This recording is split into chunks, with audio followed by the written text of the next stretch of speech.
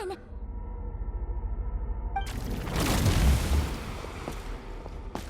Wait, isn't that the form the all-devouring narwhal changed into? How come he knows that, too? Really? So, you're telling Paimon that giant whale and this guy can both turn into the fowl? How does that work? It's a subconscious instinct. Any intelligent being who longs for his level of strength is bound to mimic his appearance. It's a natural response after encountering someone as powerful as Master. To them, he represents ultimate power. We know the person before us has encountered Master, and we know he stole a portion of my power. So it's not surprising that he would assume this form. Okay. Oh, the closer Paimon looks, the more intimidating it gets. Nervalette isn't here this time, so it's up to us. He won't have the nerve to steal again after we're done with him. Let's teach this guy a lesson.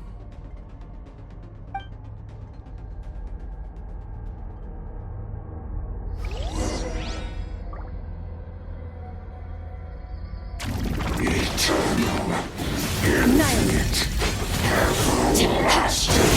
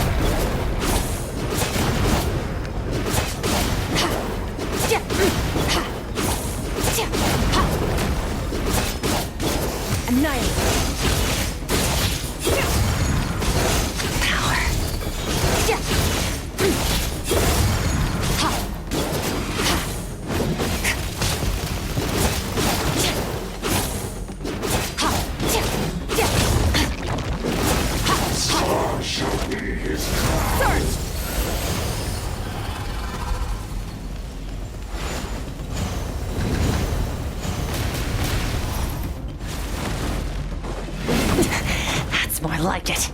Go! Bombs away!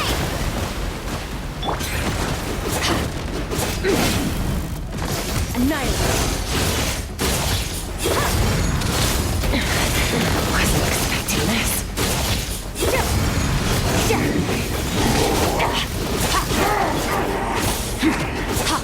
Future beyond this world.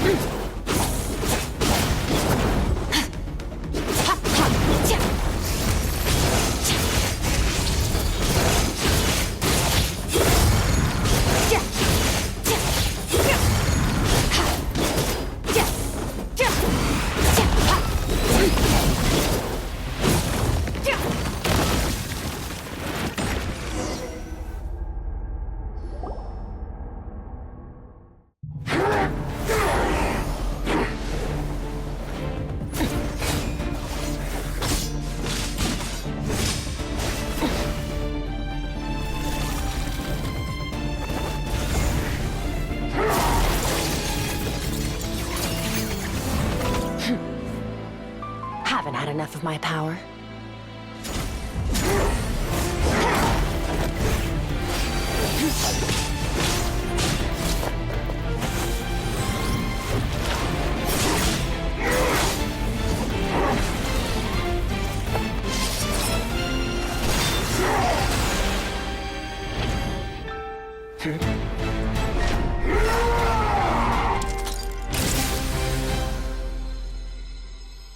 Well then, let's see how much more of this power you can handle.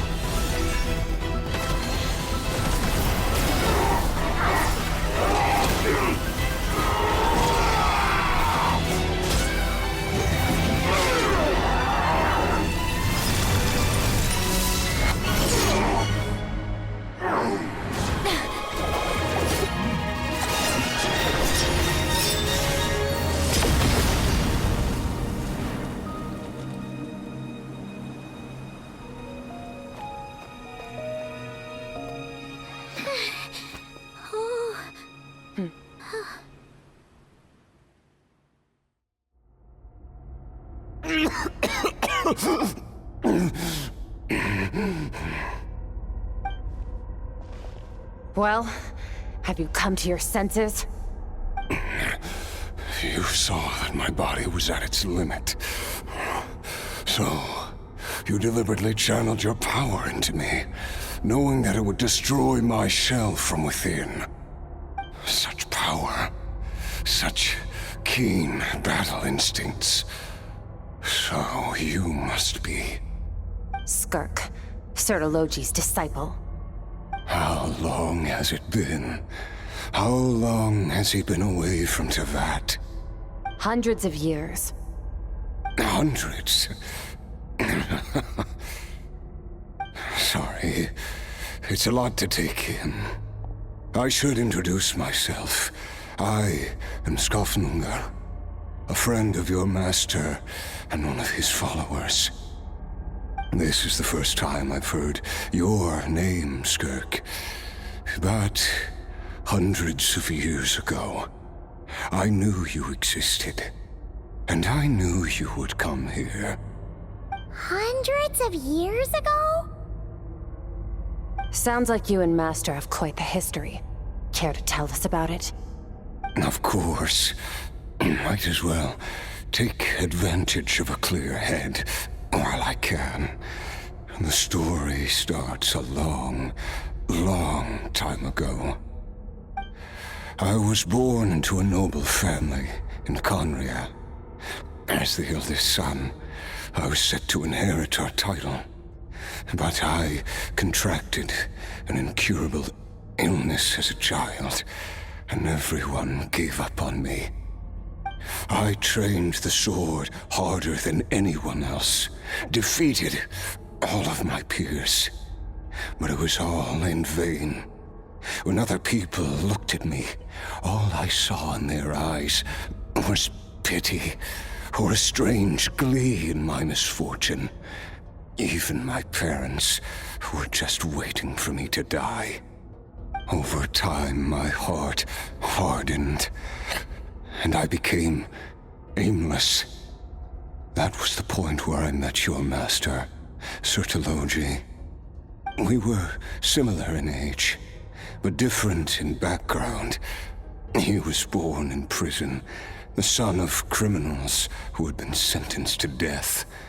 He spent his childhood wandering the streets, facing more criticism than the literary works in the Universitas Magistrorum. Yet, he always wore a smile on his face, as if kindness and malice were one and the same, and he could not see the difference. I still remember what he said to me when we first met. You need to fight to survive. Even if it's a losing battle, it should light a fire under you. How can you sit back like this and go down without a fight? That does sound like something he would say. He was the first to acknowledge that I was worth something, and he inspired me to keep going. When we sparred together, it was the first time I'd actually felt the thrill of combat. When I was 10, he stole forbidden research materials and managed to cure my illness. It was like there was nothing in this world he couldn't accomplish. When it came to the human form, he was always intent on pushing the boundaries of possibility. But somewhere along the way, I fell behind. My talents were nothing compared to his, and at some point, I realized he had pulled so far ahead, I was too embarrassed to even ask him to spar. After his grand endeavor was successful, he sought me out and said to me, "This planet no longer holds anything of interest to me, so I'm leaving. But first, I have an offer. I can use a power I have just refined to break the curse of immortality for you. Your death was once what we worked so hard to prevent. But the immortality you now face is a different kind of pain altogether. I'll pass. Immortality doesn't sound so bad to me. Since I can't die, it means I have an infinite amount of time to get stronger. Maybe I'll finally catch up to you one day. And we can spar like we used to.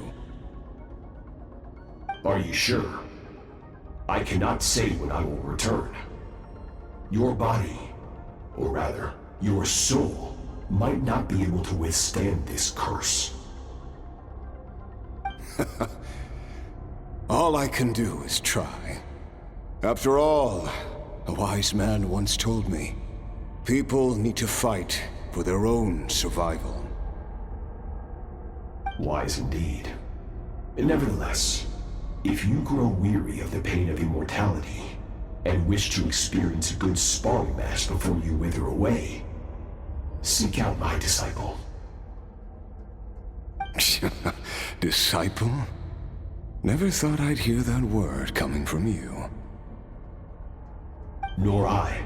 But Vedifenir said I was destined to find a disciple out there in the universe, and bring her to Tibet. You know as well as I, Vedifenir's prophecies are never wrong. Well, now I'm curious about who this disciple of yours will be. All Vedifenir said was that one day, the stars shall bow in her honor. Sounds pretty impressive. Of course. Only the most outstanding people would have the right to become my disciple. Still self-assured as ever, I see. But you're not wrong. I'll be leaving then. Oh, and if you are serious about getting stronger, I left you a little gift in the primordial sea. As I've said before, walk whatever path you want. Freedom means even the wicked get to make their own choices.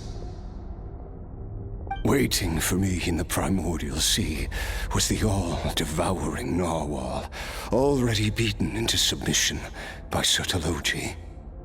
In its weakened state, I was able to cut off part of its flesh and sew it into my own heart.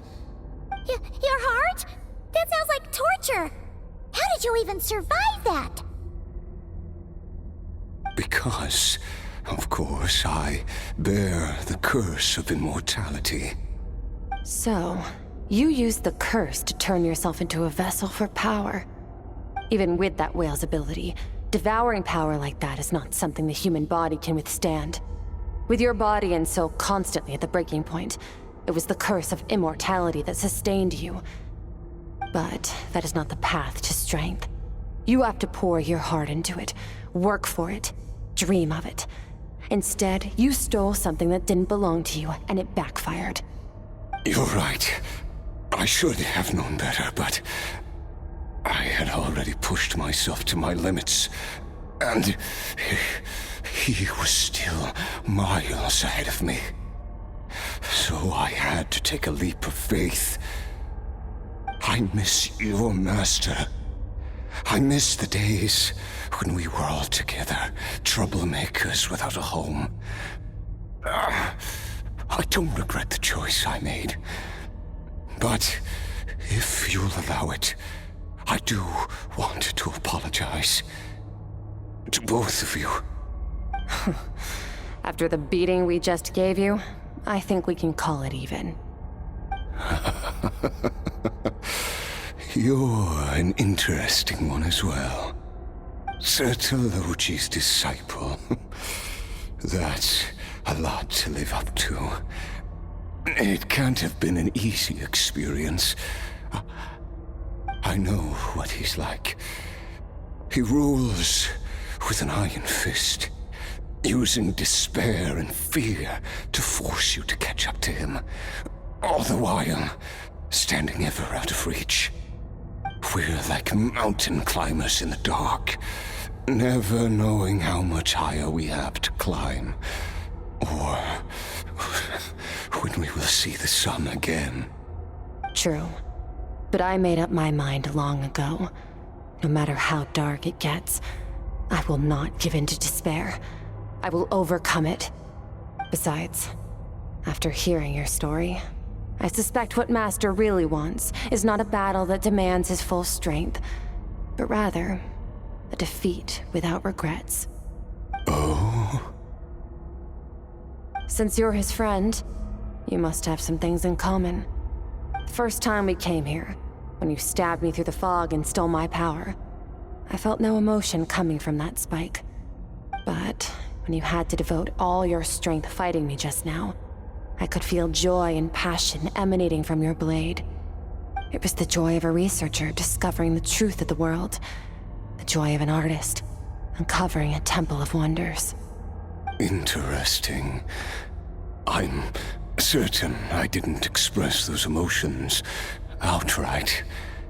Yet you were able to read them from my blade, like a glimpse into my inner world. You're right. That battle brought me an unbridled sense of joy, and my defeat brings me no regret whatsoever. Exactly. I think Master also craves a battle like that. One where his opponent forces him to use all his strength, unlock the extent of his potential, and transcend his own limits. A battle to end all battles. After which, all can come to an end, including, perhaps, his life. For that very reason, good and evil are meaningless to him. He has one purpose, one goal: to complete himself. It's one of the secrets to his strength. Perhaps you're right. Perhaps that is his goal. What a battle that would be. Oh, to witness such a...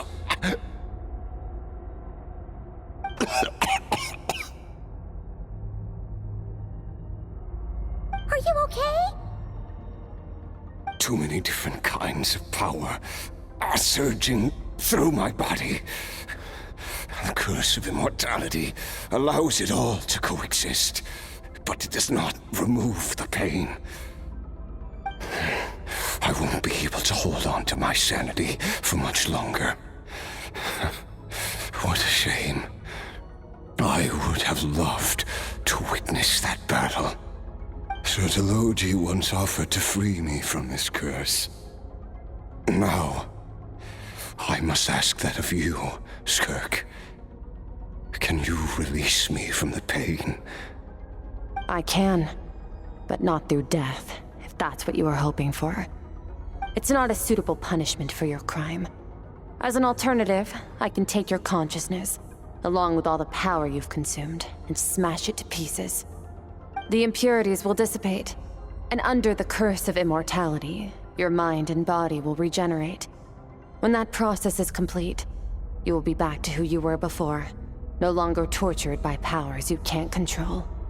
But it will be a time-consuming and painful process. The decision is yours to make. I accept.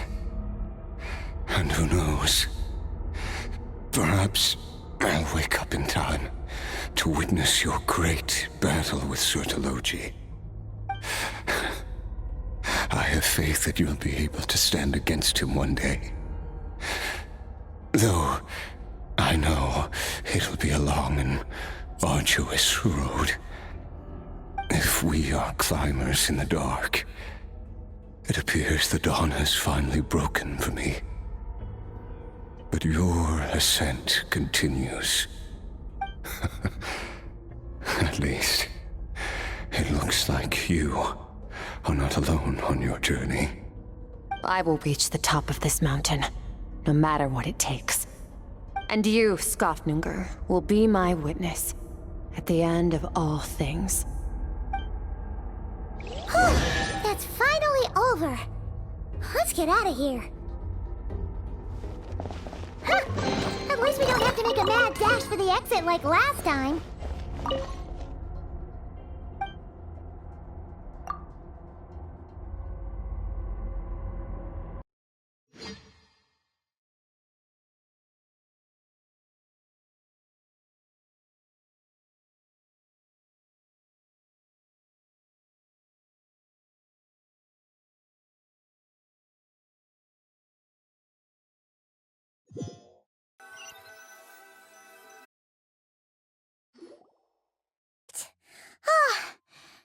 been a few days, but it feels like forever. Once again, we've proved there's nothing we can't overcome. We're just that awesome. Wow, you sound even more confident than usual. Guess you really have become stronger. Today sure went by fast. It's night already. Oh wait, that reminds Paimon. The stars you mentioned, the ones that died out, are they back now? Yes. The power Skafnungur stole has been returned. So, the stars have regained their light. Great! Huh, it's crazy that you even noticed their light was gone. There are so many I suppose it's because I have gazed upon this sky for centuries. The false stars, hanging in the meticulously planned sky, glittering with rotten light. It's not real. And yet, it is for that very reason that I can look upon it. Even the most beautiful of bubbles has to burst. We will return to the real universe one day, whether of our own volition or not. Time marches ever forward. Even the innocent and naive will taste life's bitterness. Yet through hardship, we grow, until we learn to seize the sands of time for ourselves and uncover our true strength. Though we gaze upon a false sky, its vastness and majesty is palpable. One can only wonder, what is it going to take for kindness to reign supreme in the vast expanse of the universe? Ugh, this is all going over Paimon's head. But if she knows one thing, it's that the Traveler always finds a way. Ever since we met, she has filled Paimon's days with happiness. No matter how tough things get, she always finds a way to make it better. If it's too big a job for one person, then we'll do it with two. And if two's still not enough, then three. We've met so many amazing friends and accomplished so many amazing things. As long as we don't give up, we can make any wish come true. I suppose when it comes to you, anything is possible. Well, I should be going. Now that my power is no longer isolated from my emotions, I need more practice to get used to it. I suppose fate will decide. Maybe we'll bump into each other on the street. Or maybe we'll reunite on a different planet entirely. Regardless, reunions and partings are but passing moments. More than anything, I hope that, at the end of this journey, wherever it takes us, we stand in a world reborn. One without war, pain, or forced partings. One where new life can bloom, even where there was once nothing but scorched earth. For this, we must all work to become stronger. Goodbye, Traveler. Remember your training. Make sure to put it to use. Bye!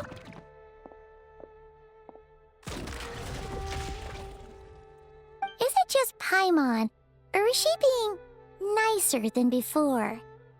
We definitely count as friends after all that, don't you think? Hey, what do you think about camping here tonight?